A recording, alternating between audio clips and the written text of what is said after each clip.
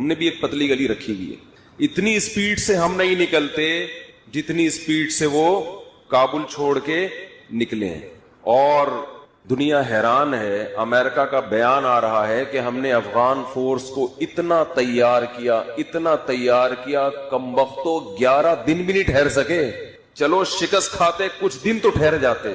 تو امریکہ کے صدر کی خدمت میں میں کائنڈلی ایک ریکویسٹ کرنا چاہتا ہوں کہ حضرت، دنیا کی آنکھوں پہ پٹی نہیں بندھی ہوئی. انہوں نے دیکھا کہ 52 کنٹریز سے جس قوم نے لڑائی لڑی ہو، جس میں دنیا کے بڑی سے بڑی پاورفل قوتیں ہوں، ان کے سامنے جو نہ جھکے وہ ان کے سامنے کیسے جھک جائیں گے. ان کو پتا تھا کہ اب نہیں لڑ سکتے.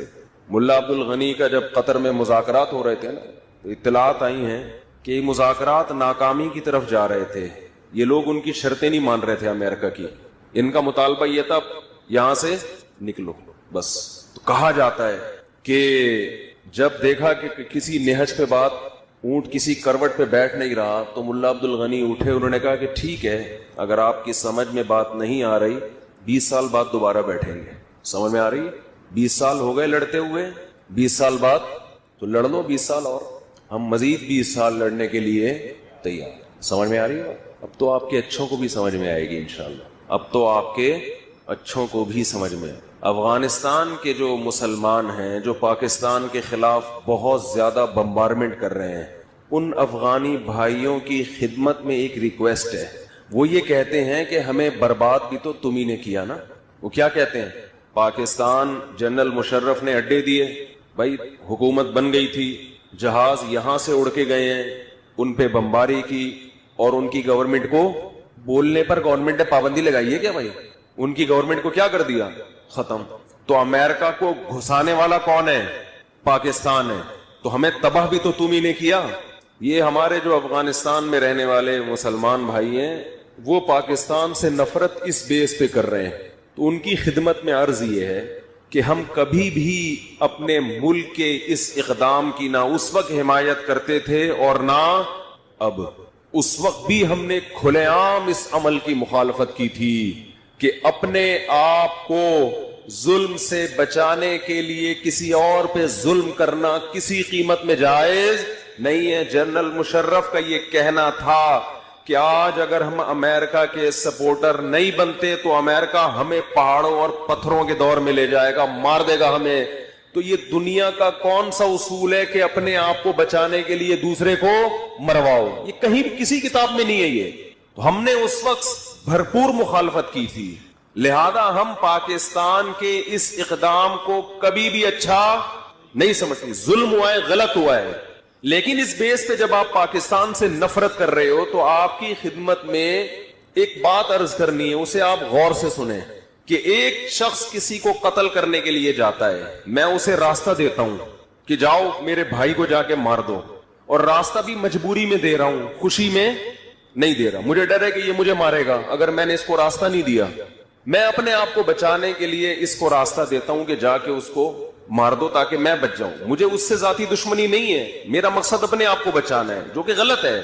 لیکن اس سے جرم کی نوعیت بہرحال کم ہو جاتی ہے کہ اس کا مقصد دوسرے سے نفرت نہیں ہے بلکہ اپنے آپ کو بچانا ہے. یہ بھی جرم ہے. لیکن آپ کیا کر رہے ہو؟ جو شخص چاقو لے کر گیا اور سامنے والے کو قتل کر دیا، تو آپ اس قاتل سے تو دوستی کی امیدیں بڑھا رہے ہو اور مجھے ملامت کر رہے ہو کہ تم نے قاتل کو سپورٹ کیوں کیا. جو چاقو چلانے والا ہے، جو چھرا گھونپنے والا ہے، اس کے آپ اتحادی بن گئے، اور جو راستہ دینے والا ہے سارا نزلہ اس پہ گرا دیا. اس کا مطلب اس دشمنی میں آپ مخلص نہیں ہو. آپ کو اگر نفرت کرنی تھی تو آپ پاکستان سے بھی نفرت کرتے، امریکہ سے بھی نفرت کرتے، اور امریکہ نے جس گورنمنٹ کو زبردستی لا کے آپ پر مسلط کیا ہے اس حکومت کو بھی آپ برا بھلا کہتے. لیکن آپ اس حکومت کا بھی ساتھ دے رہے ہو، اس حکومت کے حواریوں کا ہندوستان کا بھی ساتھ دے رہے ہو، آپ امریکہ کا بھی ساتھ دے رہے ہو، اور سارا نزلہ اس ملک پہ گلا رہے ہو جس نے، میں مانتا ہوں کہ ظلم کیا، لیکن اس نے آپ کو بے انتہا سپورٹ کیا ہے. اس نے 16 لاکھ سے زیادہ افغانوں کو اپنے ملک میں پناہ دی ہے، افغانوں کے لیے اس ملک کو دبئی بنایا. آج بھی لاکھوں افغان آپ کو یہاں کھاتے پیتے जॉब करते, ट्रांसपोर्ट के मालिक बने नजर आएंगे, आप इन तमाम एहसानात को पसे पुश डालकर अपने हकीकी दुश्मनों से दोस्ती बढ़ा रहे हो। और जिसने हमेशा आप रूस के टुकड़े करवाने में किसकी मदद थी सबसे ज्यादा? पाकिस्तान की मदद थी। अगर सदर जियाउल हक उस वक्त अफगानिस्तान का साथ ना देता तो रशिया के टुकड़े होने में मजीद 20 साल लग जाते। तो आप इन तमाम पाकिस्तान के एहसानात को पसे पुश डाल रहे हो और आप उस एक गलती को हाईलाइट कर रहे हो, लेकिन अपने दुश्मन की बड़ी बड़ी गलतियां आप पी रहे हो, जबकि उसका आपके ऊपर कोई एहसान नहीं है। तो मैं ये पैगाम उन अपने अफगान भाइयों को देना चाहता हूं जो मीडिया के गलत प्रोपेगेंडे की वजह से किसके खिलाफ हो गए हैं? पाकिस्तान के खिलाफ। बात समझ में आ रही है कि नहीं आ रही है? भाई पाकिस्तान ने सपोर्ट किया, हमने उस वक्त भी मुखालफत की थी, गलत कर रहा है पाकिस्तान। ये जनरल मुशर्रफ ने, आज जनरल मुशर्रफ भी अपनी आंखों से देख रहा होगा, अल्लाह ने उसको इस वक्त तक इसीलिए जिंदा रखा कि तुम इतनी पावरफुल आर्मी रखने के बावजूद एक अमेरिका के सामने ढेर हो गए, और वो कौम जिसके पास खाने को रोटी नहीं, पहनने को कपड़ा नहीं, वो 52 मुल्कों के सामने आके खड़ी हो जाती है और 20 साल में उखाड़ के उनको निकाल के बाहर फेंक देती है। उस वक्त लिबरल लोगों ने बहुत मजाक उड़ाया था जब अमेरिका आया ना, बमबारी हुई और अमेरिका को फतह हुई। मैं मज़ामीन अखबार में पढ़ता था, हमारे जो लिबरल सहाफी हैं जो अब बिल्कुल चुपचाप मुंह बंद करके बैठ गए, ऐसे इनको सांप सूंघ गया है। बोलो ना भाई, आपने जो अपने शुरू में मज़ामीन लिखे थे रुजू करो उनसे। तो जब मुकम्मल अमेरिका ने कंट्रोल किया तो उस वक्त हमारे जो लिबरल सहाफी हैं, डॉन अखबार में जंग में लिखने वाले, हम उनके मज़ामीन पढ़ते थे, बहुत तंज कि देखा ताकत गालिब आ गई मुल्लाओं पर, पावर गालिब आ गई, बोलो, मुल्लाओं पर। आज वो चुप बैठे हुए हैं। अब लिखो ना मजमून, बयान करो ना। और ये ऐसा ही नहीं हो गया, एक एक घर से 10-10 मर्दों के जनाजे उठे हैं, एक एक घर से, एक एक घर से पूरे पूरे खानदान कट गए हैं। ये पेड़े खा के नहीं हुआ। आज अमेरिका इस शिकस्त की तमाम तर जिम्मेदारी अफगान गवर्नमेंट पे डाल रहा है कि तुम्हारी वजह से हुआ है, ये लड़ने के काबिल नहीं है, ये अपनी कौम के साथ मुखलिस नहीं है। तो अफगानिस्तान में बसने वाले मुसलमान, क्योंकि वहां फेसबुक पे बड़ी जंग हो रही है, हमारे जो KPK के और कोयटा के लोग हैं और अफगानिस्तान के मुसलमान हैं, हमारे भाई हैं, सब आपस में फेसबुक पे क्या हो रही है? जंग। कि ये तालिबान तो तुम्हारे पैदा करदा है, तुम ही ने मरवाया, तुम ही ने इनको भेजा, अपने मुल्क में शरीयत नाफिज करो ना, हमारे मुल्क में क्यों कर रहे हो? उस मुल्क में पाकिस्तान शरीयत नाफिज नहीं कर रहा। ये जितने लड़ने वाले लोग हैं ये आप ही की मिट्टी से पैदा हुए हैं, आपको इस पे फख्र करना चाहिए। हम तो फख्र से बताते हैं कि अफगानिस्तान ने, अफगानों ने, और याद रखो ये जो तालिबान का लफ्ज इस्तेमाल होता है, तालिबान तो बहुत थोड़े से थे मदरसों के, ये तो सारे वही अफगानी जो रशिया के खिलाफ लड़ते रहे वो, और उनकी नस्लें इसमें शामिल होती रही, नाम तालिबान का लग गया। क्योंकि सारे मदरसे के तलबा थोड़ी है, ये तो बहुत थोड़े, ये सारे वो अफगानी हैं जो रूस के खिलाफ लड़ते लड़ते लड़ते फिर अगली नस्ल उनकी नेटो के खिलाफ लड़ती रही है, उनके खून में अल्लाह ने लड़ाई रखी है। और इस जंग के बाद क़यामत तक अब दुनिया की कोई ताकत चांद पे तो जा सकती है, मरीख पे भी जा सकती है, इंशाअल्लाह अफगानिस्तान का बॉर्डर क्रॉस करने की हिम्मत नहीं करेगी। तो ये तो फख्र की बात है अफगानियों के लिए, इस पे फख्र करो, इस पे क्यों जिल्लत वाली बातें कर रहे हो? बोलो हमारी कौम को अल्लाह ने ये वस्फ दिया है कि हम कभी किसी ताकत के सामने घुटने नहीं टेकते। ये तो फख्र की बात है आपके लिए। आप इसमें इल्जामात डाल रहे हो पाकिस्तान के ऊपर, कभी किसी के ऊपर, कभी किसी के ऊपर, तो आपके लिए फख्र की बात है। आप बोलो हमने किया है, दुनिया सलूट करेगी आपको और कर रही है अल्हम्दुलिल्लाह। आप अपनी फतह को इस तरह की बातें करके जिल्लत में तब्दील मत करो। आपसे अल्लाह ने एक बहादुरी का काम करवाया और आप कह रहे हो मैंने नहीं किया, किसने किया है? इसने किया है। लोग कहेंगे हम तो अवार्ड आपको देने के लिए आए थे और आप कह रहे हो किया किसने है भाई? इसने किया है। कभी कोई अपना अवार्ड किसी और को देता है? सबसे पहले बरतानिया को शिकस्त दी। बरतानिया भी उस रीछ की तरह था जहां कदम रखता पीछे नहीं हटता। उसके बाद रशिया आया, उसको तो सफेद हाथी कहा जाता था, पांव रखना तो जानता था, उसमें रिवर्स गियर, बोलो बाज, नहीं ऐसी गाड़ी थी, रक्शे में रिवर्स गियर होता है, ہوتا ہے, اب ہونے لگا ہوگا, سنا پہلے نہیں ہوتا تھا. وہ ایک 50 آتی تھی, 50 بائک ہوتی تھی, اس میں ریورس, بائکوں میں تو ویسے ہی نہیں ہوتا ریورس گیئر, وہ کلچ کے بغیر گیئر لگتا تھا اس. جیسے بائک میں ریورس گیئر نہیں ہوتا, رشیا کے پاس بھی ریورس ہونے کا کوئی راستہ نہیں تھا. اس نے یہ آپشن رکھا ہی نہیں تھا ریورس گیئر والا. اس نے کہا تھا جہاں جائیں گے آگے ہی جائیں گے. لوگوں نے باتیں بنائی کہ اصل میں یہ جو افغان کمزور ہو کے اتنی بڑی طاقت سے لڑ کے جیتے ہیں, ایکچولی یہ لڑائی کس کی تھی؟ امریکہ اور روس کی. یعنی وہ ماننے کے لیے تیار نہیں ہے کہ خدا بھی کچھ کر سکتا ہے. حالانکہ اس لڑائی میں امریکہ بہت بعد میں آیا ہے, بہت بعد میں آیا ہے. آپ افغانوں کے بوڑھوں سے پوچھو, وہ کہتے ہیں ہم نے غلیلوں سے جنگ لڑی ہے, ہم بندوق چلانا نہیں جانتے تھے. ٹینکوں کے آگے 400 آدمی ایک وقت میں شہید ہوتے تھے, پھر ان میں سے ایک ٹینک پہ چڑھنے میں کامیاب ہوتا تھا. یہ تو وہاں کی تاریخ ہے.